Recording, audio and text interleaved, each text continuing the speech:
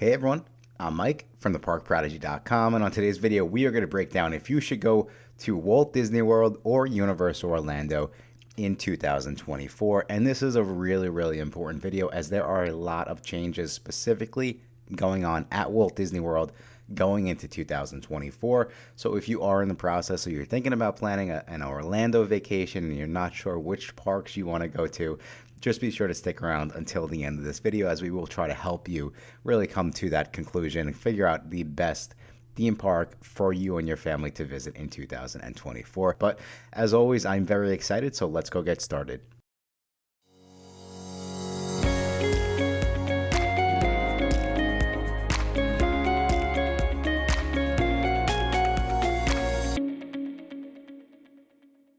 Thank you all again so much for checking out this video. Like I said, we are about to break down if you should visit Walt Disney World or Universal Orlando in 2024. And if you are in the process of planning an Orlando vacation and you're visiting Disney and Universal, just be sure to hit that subscribe button as we have a lot more videos just like this coming out in the coming weeks. And we really appreciate all the love and the support here on YouTube. But let's jump right in, and we are going to start with the planning aspect of just how much planning goes into a Disney World vacation versus a Universal Orlando vacation, and what are you best suited for at this point in time. So from a planning standpoint, the biggest changes coming in 2024 are going to be over at Disney, and Disney is no longer requiring park reservations beginning January 9th, 2024. So their website actually says theme park reservations will no longer be required for date-based tickets.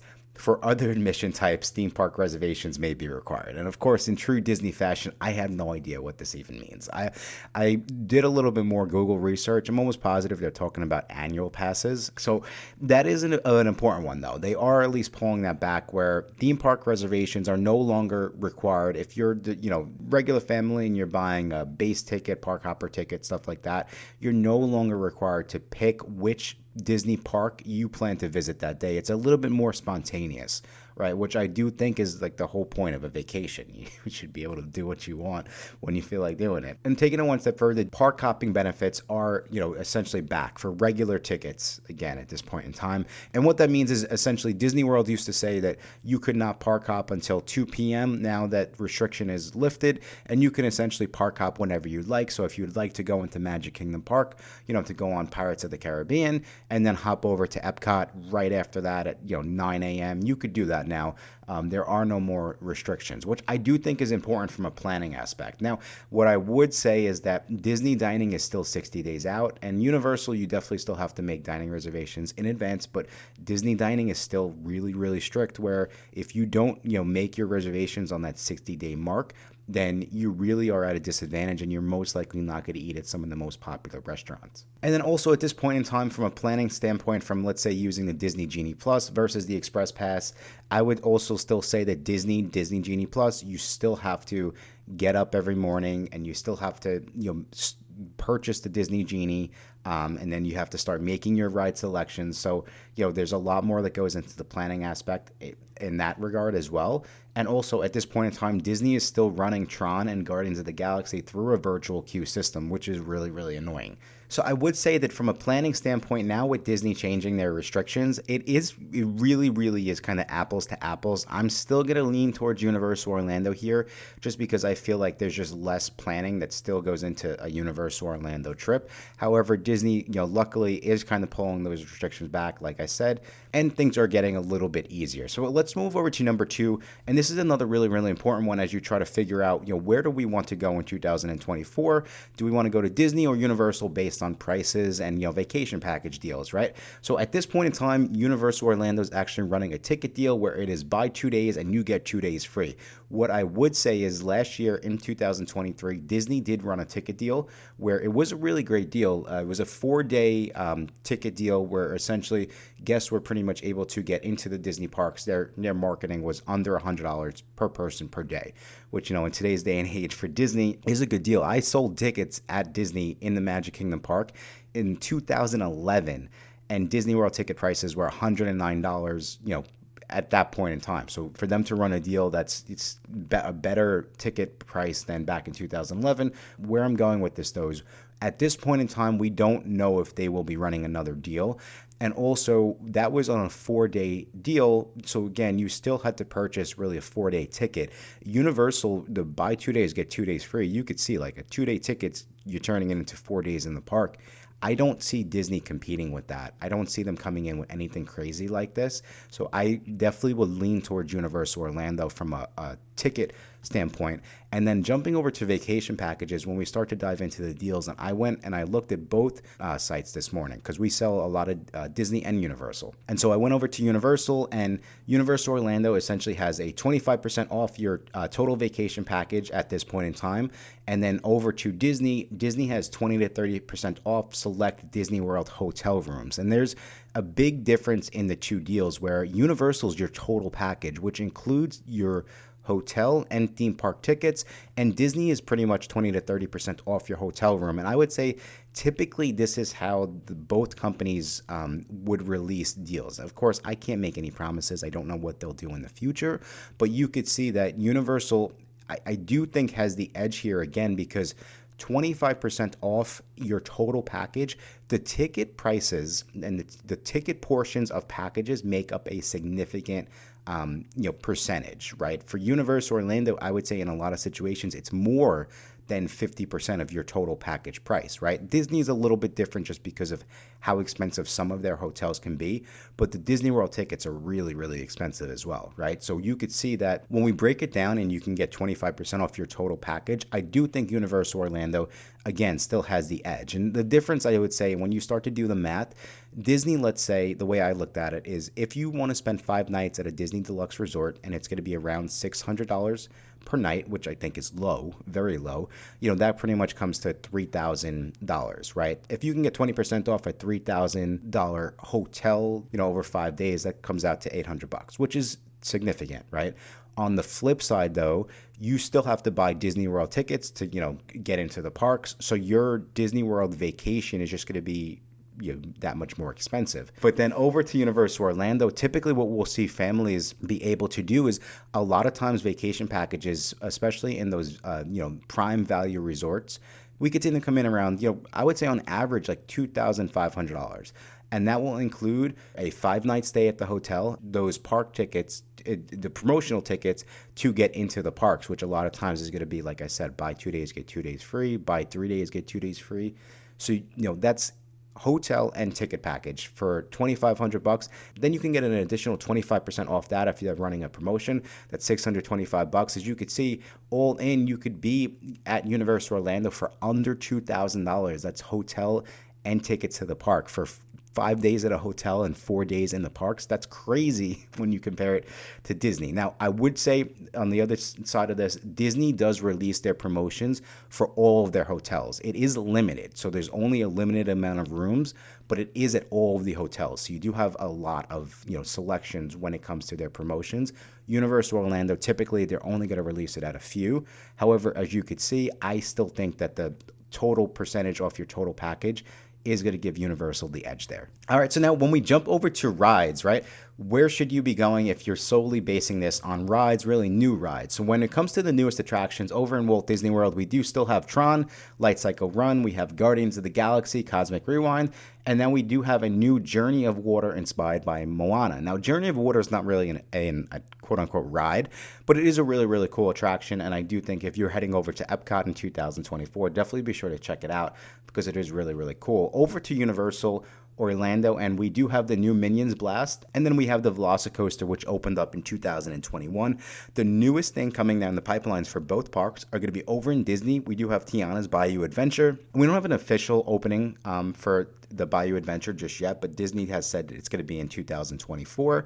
And then over to DreamWorks Animation Land, which is going to be opening up in Universal Studios Florida. So again, as you could see, I would lean towards Universal here just because we're pretty much getting an entire land. Now, some of the cool things that I am really excited for, specifically in this land, we don't know exactly which rides will be opening up, but there is concept art, and we're trying to kind of figure out, we believe there's going to be 4 themed areas of this land. It's going to be Kung Fu Panda, Madagascar, How to Train Your Dragon, and then also Trolls. So again, I would say this is really, really exciting, especially for families who you're traveling with younger kids. My biggest thing at Universal has always been there's not that much for, families with young kids to do. I think this is going to completely change the game. I would still say, like, if rides are the most important thing, Disney still has that advantage, not from a new ride standpoint, but again, Disney really, specifically over at Magic Kingdom Park, there's a ton of rides for, especially families who are looking for rides without height restrictions or requirements. I would kind of give Disney the edge, just on a ride standpoint. But new rides, of course, we have Universal Orlando with DreamWorks Animation Land. So that is specifically for 2024. And now, kind of sticking with rides for a little bit, we touched on this briefly, right? But who has the better system when it comes to skipping the lines, which a lot of families are trying to do? And both of them do have a pay to skip at this point in time. Over in Disney, we do have the Disney Genie Plus. Over in Universal Orlando, we have the Universal Orlando Express Pass. Now, I will say that the Universal Express Pass is significantly more expensive than the Disney Genie Plus, especially when you start to look at the prices of the Express Pass during those really, really busy times of year, especially, around the holiday weekends. Right now, the time of the recording of this video, it's Christmas, and you could really see the pricing of the Express Pass kind of skyrocket and go through the roof. On the flip side, though, what I would say is the Disney Genie Plus pricing is not released in advance. So yeah, the Universal Express Pass is expensive, but you can at least budget and kind of understand and purchase this product in advance to know what you're getting yourself into. On the Disney Genie Plus side, I would say it's not, I guess where it's important, it's not going to be as significant of a swing, meaning that Disney Genie Plus, it changes by the park for the price for the day, but it could maybe be from $20 to $35. Don't get me wrong, that's significant, especially when you multiply it over 4 members in your family, 5 members in your family. But the Express Pass can go from like $89.99 up to $350 per person. So it's crazy. And that's per day too. So again, what I would say is, yes, Disney's not going to be as significant of a price adjustment, but still, you don't know. You don't know till you actually log onto the app the morning of your day in the park to figure out, like, okay, how much does it cost this day, which I don't like at all. I don't think it allows families to plan or prepare. I also don't like the fact that you have to log on to the Disney Genie every morning in order to purchase it. I think this might change in the future, but again, this is as of 2024. This is the current system. And then also for the Disney Genie, you pretty much have to, long story short, you could pretty much make quote unquote one ride selection at a time. You're making a reservation to go and skip that line. Over with the Universal Express Pass, it's not like that. You could pretty much just, whatever ride you decide you want to skip, like right then and there, you just walk up to the Velocicoaster and you pretty much skip that line. And then you walk over to Harry Potter and the Forbidden Journey and you skip that line. Disney Genie is not like that. You make a reservation to go skip that line. Once you scan in, you can then make a reservation to go skip another line, and that reservation could be 3 to 4 hours from now. So again, I don't like the Disney system. I think Universal definitely has the advantage. Yeah, it's more money, but I feel like it's less stress, which I think that's the whole point of spending the extra bucks. So we're going to move over to the next one. And I know I've been talking about Universal a lot, but we do have a couple that I do think Disney still has the edge. And specifically when we talk about nighttime shows, right? So a couple things going on over in Disney. Disney did bring back Happily Ever After, which is the really, really popular fireworks show over in Magic Kingdom Park. And then now over in Epcot, we do have Luminous, which is the Symphony of Us. This is a brand new show. And again, this is not like Harmonious. If you saw Harmonious in Epcot, it's not like that fully, but it kind of has the same sort of vibes from everything I have seen and kind of read online. So I'm really excited to go check that out. I do think that Disney really does have the advantage here when it comes to nighttime shows and fireworks and parades. Over in Universal Orlando, at this point in time, we only have the nighttime lights on Hogwarts Castle. I do believe that Universal will be bringing a nighttime show back to Universal Studios Florida, but even when they do, honestly, they could blow me away with the show that they bring back. I always will lean towards Disney when it comes to fireworks. I just think there's something about their parks, and it might be the nostalgia aspect, but I just think Disney does nighttime shows and fireworks unlike anyone else. I think Disney does it on another level. The other cool thing about Disney too is that they do have the specially themed parades and fireworks during Mickey's Not So Scary and also Mickey's Very Merry Christmas Party. Now, tying into the next one, which is events, right? The one thing I don't like about Mickey's Very Merry and Mickey's Not So Scary is that they are a separated ticketed event, and the ticket pricing can be substantial. So there, it is a significant investment if you do want to go to a Halloween or a Christmas event in Disney. It's going to run you, I would say, anywhere from $150 to $269, right, depending on the night that you want to go, which is significant when you start multiplying that over 4 or 5, however many members of your family you have. Now, but on the flip side, what I would say is that over in Epcot, there's a lot of really, really fun stuff going on, specifically for the Epcot festivals. And again, these are really, really cool free festivals that Disney does run throughout the year. I would say the equivalent of this over at Universal Orlando at this point in time is going to be Universal's Mardi Gras, which is another really, really cool event that is free. And then also we spoke about Disney's Christmas and Halloween events. Universal does have their own events. Universal does have Halloween Horror Nights, which is another separated ticketed event, but what I would say is the pricing is completely different. Universal's Halloween Horror Nights is going to start around $69, so it is significantly more affordable than Disney's Halloween party. And then when we jump into Christmas in the Universal parks is free. Again, comparing that to Disney, Disney's Christmas events are an additional charge. Not saying that you can't, hang out in the parks and take in the Christmas decorations during that time of year, but I would just say Epcot events get the edge over Universal Mardi Gras.